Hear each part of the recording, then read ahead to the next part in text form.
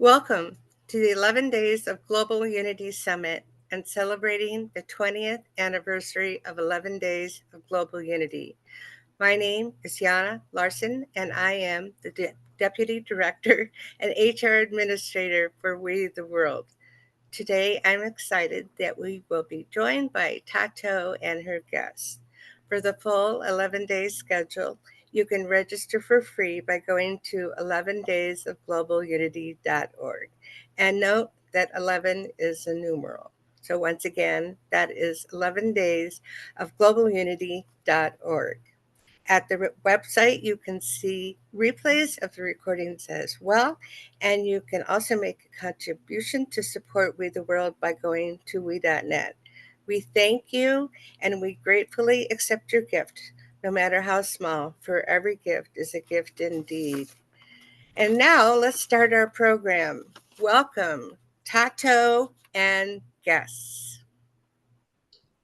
Thank you, Jana. I'm so excited to unpack today's theme, human rights, so multifaceted. And on today's session, the title is Defending Human Dignity in Africa, the Global Struggle for Human Rights, with the objective to explore the multifaceted challenges and innovative strategies for defending human rights in Africa, with a focus on youth engagement, environmental human rights, and resource mobilization. The discussion aims to provide a platform for dialogue on policy implementation, grassroots activism, and the role of civil society in protecting and advancing human dignity across the continent. We will introduce our speakers for today, Samuel Nskolo, who is a young African from Tanzania mainland, with a diverse profession and skills in agroecology and environmental sustainability, economic trade and diplomacy, also human rights protection, and is currently working with various organizations in Tanzania. We also have Barcos, who is an NGO expert, resource mobilization specialist, where he provides capacity building, grant proposal writing, and assisting CSOs with research and development. Over to you, Samuel. Can you share with us a comprehensive analysis of how environmental degradation impacts human rights, particularly in vulnerable communities in Tanzania? The floor is yours. Okay, hello. Can you hear me? It is very interesting, and I'm excited to join this event and this meeting. As introduced from Angelina, I'm Samuel Yaron from Tanzania.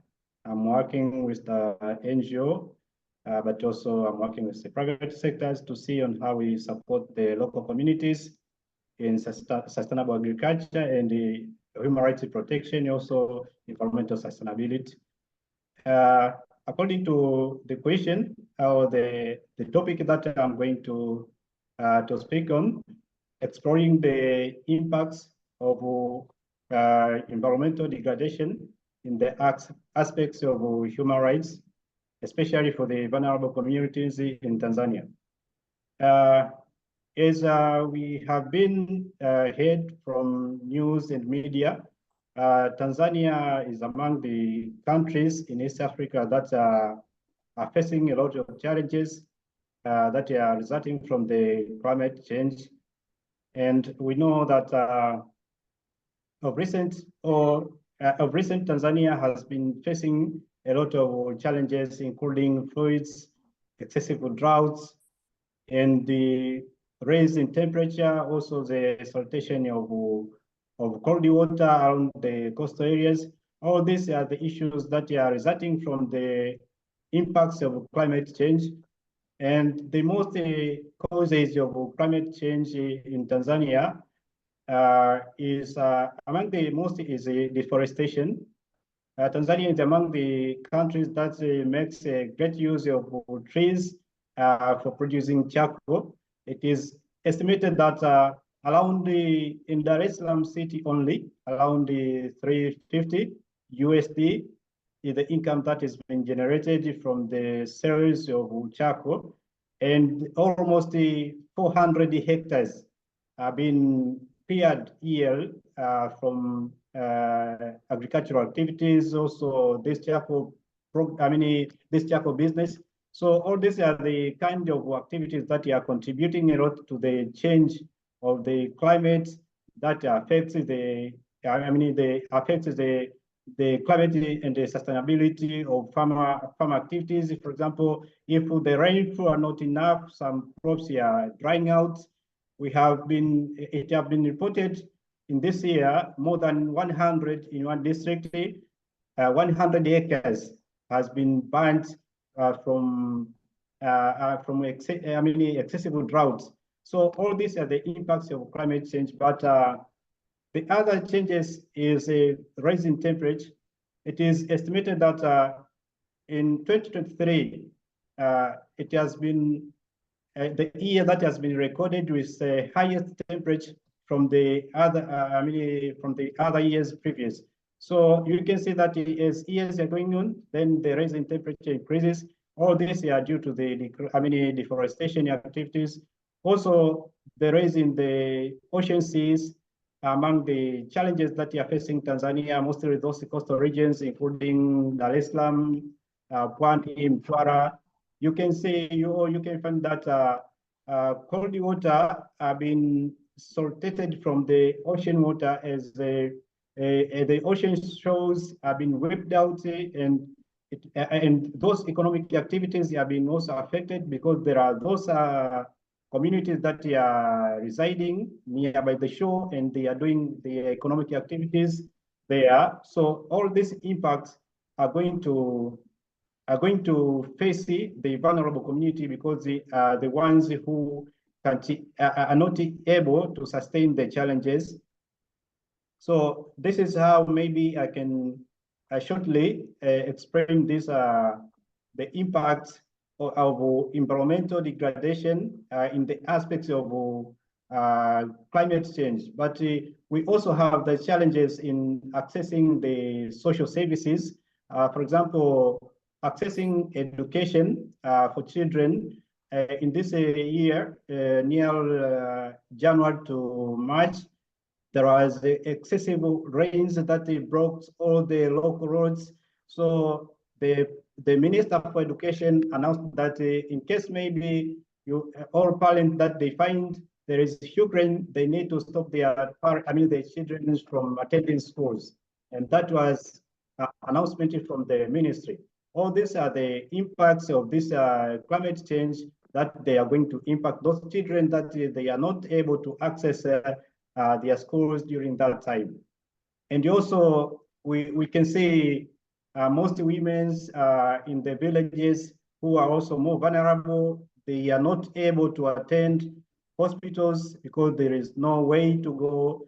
And once maybe they are moving, they are encountering some challenges around the road because the roads are flooded, something like that. So it affects a lot these women. It affects a lot the children, and children maybe for the case of droughts, maybe we can consider for Tanzania, there are those regions in the central part of Tanzania, called the Tabora, Singida, Manyara, and the Arusha, among the regions that are experiencing excessive droughts and also lack of clean water or safety water around the households. So you can find that the progress of these climate change issues, it accelerates the child labor because most of children in vulnerable communities are those ones who are assisting their families in their domestic works.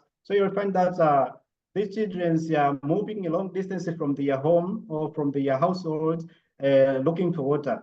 And this directly is connected to the child labor. It means that these children, they are lacking the freedom to maybe to pray or to study.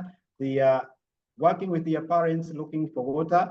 And from this, it is connected directly to the raping, raping, and also early pregnancy for these children because they are moving along the road and there the meeting with some guys, they convince them to, I mean, maybe to engage in certain issues that they expose them to the situation that leads them to get pregnancy, or they are even I mean they are even suspected, or they are even subjected to the spread of HIV, because these children, they are still young, they are not able to decide, and they are not able maybe to encounter all those challenges brought by the situation that they have at their age.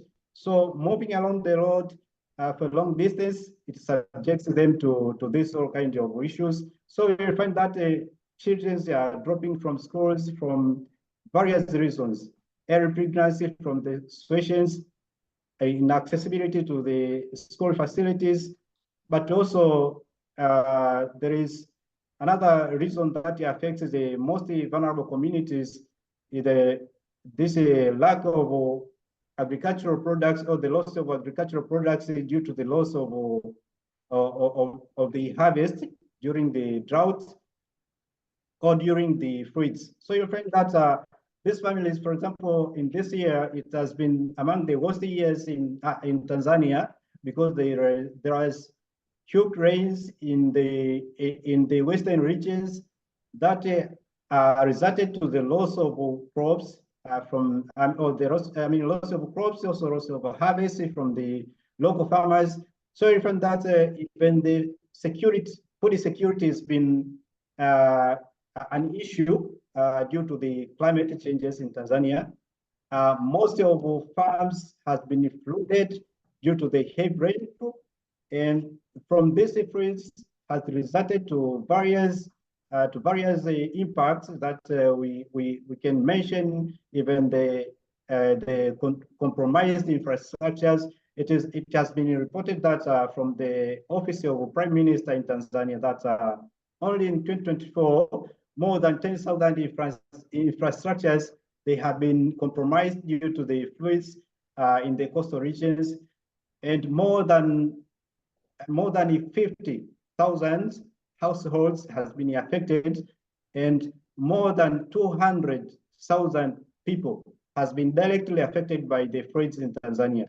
And due to the reports that has been reported from various sources, it is reported that more than 260 people has been injured from the floods, and all these are the impacts from the climate change in Tanzania. So we can see how the big picture of these impacts is affecting Tanzania.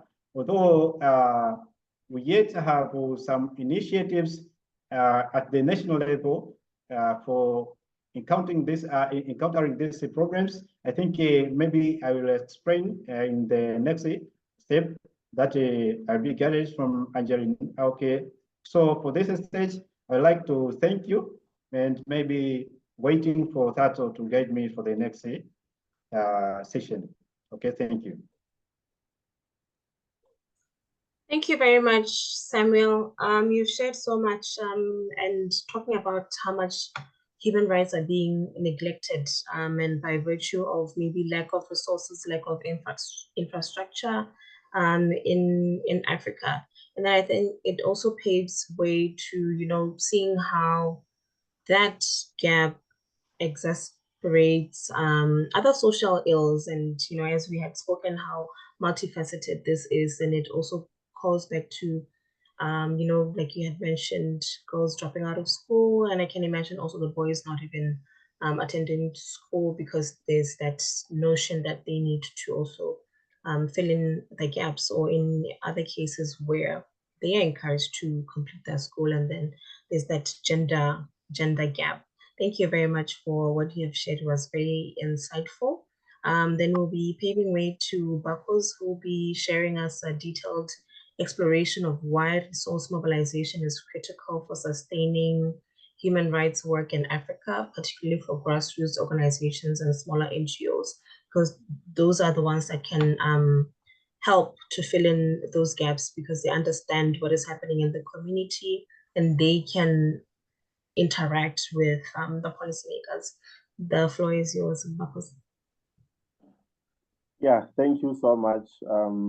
I'm excited to join this discussion, this dialogue on issues of development in Africa. Just like you said, my name is Barcos Mumpati Mbakwa. Here in Botswana, I work as a consultant for non-governmental organizations. I train NGOs on resource mobilization, help them to create resource mobilization strategies. I also train on writing grant proposals.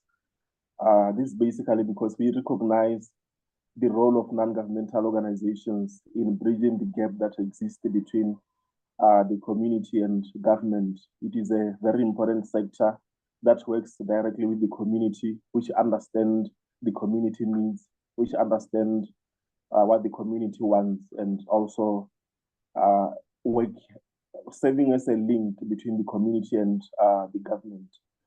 But as you already said, at the core of non-governmental organizations and their operation is resource mobilization. Without resources, they cannot really function, they cannot achieve their goals, they cannot achieve their missions. And when we talk about resource mobilization, we are not only talking about funding, we are talking about in-kind donations, we are talking about personnel, we are talking about policies, we are talking about non-financial resources. So these are very critical to look at when you evaluate the work of non-governmental organizations, not only in Botswana, but in Africa. But what is the importance of resource mobilization? Resource mobilization, which is proactive, which is active, enables non-governmental organizations to effectively achieve their goals, achieve their missions, because they need these resources to carry out their work. Resource mobilization enables these organizations to be sustainable, because for you to achieve the mandate or the impact within your organization, it has to be something that is sustainable, that is ongoing on a continuous basis, not just once off, not just one day, not just 2 days or 2 weeks, but it has to be something that is sustainable. So with resource mobilization, mobilizing resources for these NGOs, it enables them then to be sustainable in their work. Resource mobilization is also good because it creates partnership opportunities for many NGOs. Because when you mobilize resources, therefore you meet with different donors, different sponsors. By so doing, you forge partnership with other different stakeholders, which will lead to sharing of information, not just funds, but sharing of information, sharing of ideas, sharing of innovation ideas on how to tackle social issues that are a challenge to the community. Diversification of funding sources also, or resource mobilization, it enables these organizations to have financial freedom, to be free in terms of usage of their funding. We are trying to compare this with funding from international donors, which most of the time comes with a lot of restrictions and does not enable these organizations to actively achieve their missions, but they are donor driven. Sometimes they address challenges that are not community challenges, but that are driven by the funders or their donors because they present the money to the organizations. So we always encourage that non-governmental organizations do not only mobilize restricted funding, but also try to look at unrestricted funding. Therefore, we equip NGOs with different strategies, different techniques on how to mobilize resources so that they can achieve their missions. So we are encouraging them not only to look at grant funding, but to explore different initiatives. The first one being social enterprises. We see nowadays that NGOs are resorting to building social enterprises, bringing the business into the non-profit making sector, engaging in earned income, setting up business ventures that will in turn provide support to the non-profit sector and achieve their missions. So if you see international funders like the FHI 360, USAID, they encourage NGOs to venture into social enterprising, to venture into income generating projects that will in turn support their non-governmental organizations. We also encourage consortium building by these organizations not to only work as not to work as standalone, but to build partnerships, because nowadays it is much easier for them to compete and win funding when they work as a unit, provided their missions and vision do align. They can write joint proposals together and submit and work as a unit. We also encourage that they look into the already big, well-established NGOs which get a lot of funding, maybe from international donors. We encourage these grassroots NGOs to venture into sub-granting, to approach these big NGOs, to sub-grant them, to provide them with some grants to do some of their work, and also trying to tap into corporate social responsibility. We encourage them to look into companies, to ask for sponsorships, to ask for donations, to ask for support from these companies through corporate social responsibility. I think you'll agree with me that companies or corporates do have funding committed to supporting charity work. So we encourage these organizations to explore different corporates to try to fundraise from them. There are also different ways like venturing into crowdfunding, asking for government sponsorships or donations, venturing into individual donations or membership programs, venturing into fundraising events, which is helpful because it raises unrestricted funding. But nevertheless, we do appreciate that non-governmental organizations face a lot of challenges in order to achieve their work. Sometimes some of these challenges are deeply rooted into the organizations itself, or it is external challenges. When you explore the SWOT analysis, the strengths, weaknesses, opportunities, and threats for different organizations, you'll find out that some challenges emanate from the organizations themselves, whereby in terms of leadership or poor management, whereby after receiving these funds, receiving these donations, they do not use them for the anticipated purposes. They divert the funding to some of their individual personal needs, which then they end up losing interest, losing support from international or any sort of funder. They just lose that trust from funders because they are not honest with the funding usage. We also look at competition for resources. You also agree with me that a lot of NGOs now are being registered, but registering a lot of NGOs with limited resources already, it is a challenge because a lot of NGOs are competing for limited resources, which cannot satisfy all available NGOs in Botswana and in Africa as a whole. And there's also poor coordination between these NGOs. You find out that a lot of NGOs are working towards the same mission, towards the same vision, but they work in isolation without trying to form consortiums or working as a team, which then potential funders lose interest or do not end up supporting their work because they are not working as a unit. Sometimes also in terms of poor reporting schemes or strategies by these NGOs, whereby after agreeing or signing contracts with funders, instead of reporting according to the agreements in the funding usage, they do not do that. They do not report. They end up using funds in other ways when they fail to provide needed reports. And the other one is just dwindling or going down of international funding sources, because I think Africa somehow, most countries are somehow developing. And as they do develop, there's not much need for them to get funding from international donors. So therefore, we look at dwindling of funding sources for African NGOs, which makes it difficult for them to achieve their missions. But at the end, we do not encourage them to be reliant on international funding, but also to explore different ways they can raise money to support their work, to support their beneficiaries, to support their mission through different ventures that I mentioned, like venturing into social enterprises or fundraising events, so they are not reliant on their donors. So yeah, I think that's all in terms of the work of non-governmental organizations, the importance of resource mobilization, and the challenges that these NGOs face. Thank you.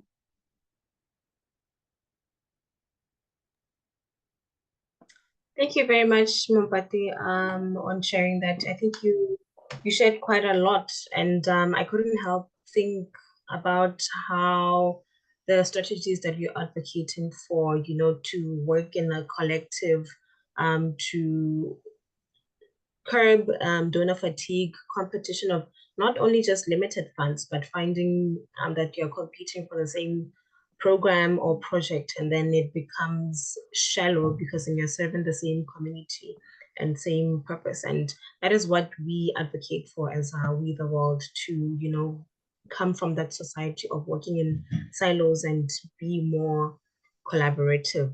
And here also you shared about transparency and accountability. I know this is something from the NGO space that we're always advocating for transparency and accountability from our world leaders. But it also calls us to do the same and understand that in everything that we do, there needs to be relevant structures in place so that we can work effectively and seamlessly. And I will be going back to Samuel as we'll be wrapping up to a close, to share any last words from today's session and discussion. Hi. Okay, hello. Let me proceed for the concern that maybe the initiative can be the initiatives that have been taken by Tanzania. The nation also the non-government organization who are the main stakeholders of the government in addressing the climate change issues and the protecting human rights in Tanzania. Basically, as NGOs in Tanzania, we are playing a great role in supporting the climate change resilience initiatives. Firstly, is by coordinating the resource mobilization at the national level to make sure that the initiatives that in line with the international, region, and national strategies are being supported with the grants and donations from in-country and outside the country. So at the NGOs in Tanzania, we are working with experts to see on how maybe we can raise the challenges from the grassroots and connecting our needs with donors or supporters from different countries. So at this part, we can see that as NGOs, we are playing a great role in supporting the government initiatives, also moving in line with the regions and the international conventions and the protocols to see on how we strengthen the implementation of those agreements in our country. We are also handling different dialogues at the national level, engaging the policymakers and the policy actors to make sure that they are aware of the challenges that are prevailing, they are aware of the initiatives that we are taking, and they are implementing the roles as defined in different guidelines and the regulations in Tanzania. Basically, I can say that, for example, now we are implementing at the nation the climate change, the climate change response strategy in Tanzania, which has been implemented between 2021 up to 2026. Within this strategy, there is a lot of things that the nation is trying to address and is trying to comply with the international and regions conventions.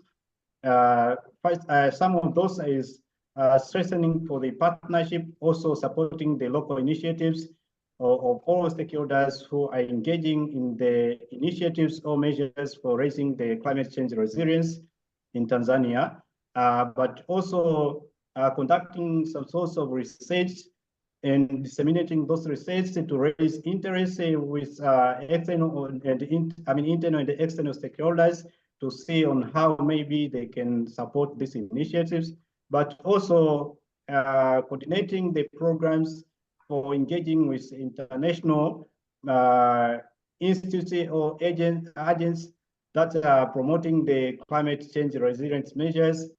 For example, now in Tanzania, we have a guideline for carbon credit business that has been developed under the office of the Vice President of Tanzania. So this guideline it makes sure that the local communities are benefiting from conservation of forests. So they are being paid through the carbon credit business. And we have a case study in one of the districts that they have been paid almost 22 billions in the time interval of 3 months, 3 years of implementing that program. So we can appreciate it. Yes. So as a nation, we are appreciating for those initiatives, and all this have been led by the NGOs that are working with the climate. So we also engaging in reviewing the policies and the guidelines to see on how maybe they are convenient to the specific time and the situation that we have. So after reviewing those policies, as the NGO, we suggest our model policy also. Then we engage or we invite state actors and policymakers to review together and validate those policies. And maybe if they are convenient to their site, during that policy will be approved, and we can start to develop some laws from those policies, because we know everything starts from the policies. So we are working at the policy stage to engage these policymakers, political leaders, and policy actors who are the government official at local government authorities, to make sure that they are aware of the challenges that are prevailing. For example, as I will explain that from in this year has been worse the conditions resulting from the climate change impacts. More than in one district, in one region, more than 70,000 students have been limited to attend the schools due to the climate change issues.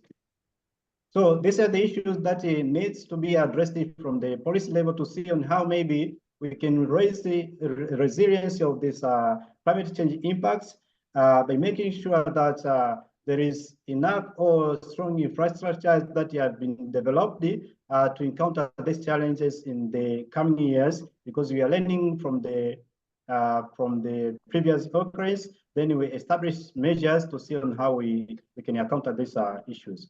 So as the organization also, we are playing a great role in educating the local communities and preparing for the awareness and the readiness to participate in the local initiatives of combating these climate change issues. So we're educating the importance of planting trees. We engage them in the trees planting activities. Even in the schools, we are working with the schools and other institutes to make sure that we are taking part in supporting the climate change measures in Tanzania. Thank you very much, Samuel. That's very impactful efforts, and we appreciate all the work that you are doing in Tanzania. It's quite a lot. I'm even inspired and feeling that maybe we're not doing so much here in Botswana. Over to you, Barcos, and share us with last words before we invite Jana to do the closing for us.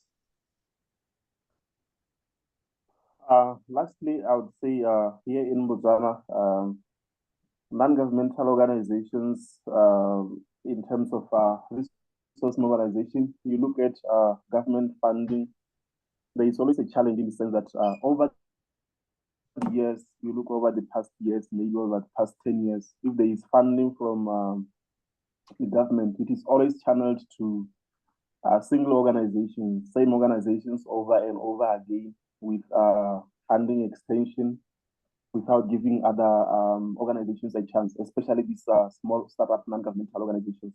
It is always a struggle for them to compete for funding or convince like government funding opportunities for funding to be channeled to them. Basically, because a startup, they don't have proper good structures in place, like enough history to convince the government sponsorship that they can also do the work. You look at their history, you look at their staff, they have limited staff with limited qualifications. So it's always difficult to start up non-governmental organizations to find their way into ensuring that they do the work and end up being well recognized and big NGOs. Hence, we strongly advocate for not only looking for funding from these well-established or big international donors and government donors, but as a start, to look into innovative ways to raise funds so that they grow the organization first, then they have proper structures before looking into international funding. We talked about their different ways like venturing into fundraising events, corporate sponsorships, income generating projects, individual giving programs, then and also sub-granting, trying to form partnerships with these big NGOs so they can be sub-granted. Because for me, with my experience is that these startup NGOs, they really most of them have good missions, they have good purpose and have potential impact, but the issue of limited funding, sometimes you see that they are really struggling and they end up giving up. And as our work as resource mobilization consultants, we give them these strategies so that they can not give up, do their work, and we point to them different funding sources that exist nationally and internationally, and we support them in that basis. So just to conclude that our work also as a resource mobilization consultants or NGO consultants is very great because we give them hope, we give them direction, and we ensure that with our experience in the industry, we ensure that they achieve their mission despite all these challenges, and we avoid chances of closing and giving up. Thank you. Wow, thank you so much. It's like reiterating what we'd always talk about, moving from a me society to a we society. And that's something we really advocate for and encourage us to get into those collaborations, not just nationally, but internationally, and seeing how we can feed into each other's expertise and build synergies. Thank you very much to our lovely speakers and to our audience. We'll be giving the floor back to Jana, who'll be doing the closing for us. Thank you. Dear Thato, I hope it's okay to tell you how very proud I am of you. Since I'm known as Mama Jana to my friends in Africa, it should be fine. And to Samuel and Barcos, I'm also proud of you for the very same reason. Thank you. Well, and thank you all so much for what you are doing in the world. This has been really amazing. And thank all of you for watching this and for being a part of the 20th anniversary of 11 Days of Global Unity. Please go to we.net to get involved and even make a contribution. And please let us go from a me society, me society to a we society, as Thato said. And goodbye from all of us at We the World. Thank you. Thank you.